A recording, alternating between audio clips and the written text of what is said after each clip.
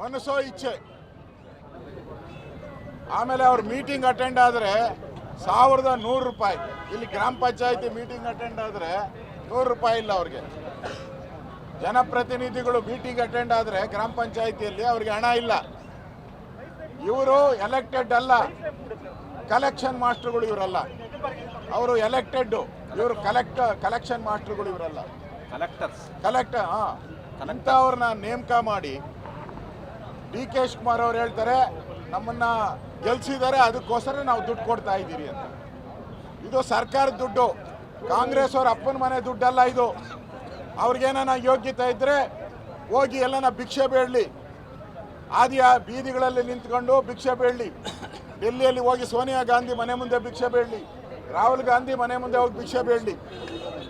ಅದನ್ನು ಬಿಟ್ಟು ಸರ್ಕಾರ ಬಡವರು ಟ್ಯಾಕ್ಸು ಪ್ರತಿಯೊಂದಕ್ಕೂ, ಅವರು ಸೋಪ್ ತಗೊಂಡ್ರು ಟ್ಯಾಕ್ಸು, ಬಟ್ಟೆ ಒಗೆ ಸೋಪ್ ತಗೊಂಡ್ರು ಟ್ಯಾಕ್ಸು, ಬೀಡಿ ಸೇದ್ರು ಟ್ಯಾಕ್ಸು, ಎಲ್ಲದಕ್ಕೂ ಟ್ಯಾಕ್ಸು.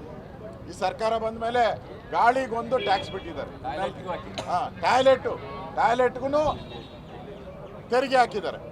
ಎಲ್ಲ ತೆರಿಗೆ ಹಾಕಿ ಏನಕ್ಕೆ ಹಾಕಿದ್ರು ಅಂತ ಹೇಳಿದ್ರೆ ರಾಜ್ಯದ ಉದ್ಧಾರ ಮಾಡ್ತಾರೆ ಅಂತ ನಾವೆಲ್ಲ ತಿಳ್ಕೊಂಡಿದ್ವಿ. ಇಲ್ಲಿ ರಾಜ್ಯದ ಉದ್ಧಾರ ಅಲ್ಲ, ಕಾಂಗ್ರೆಸ್ಸಿನ ಉದ್ಧಾರ.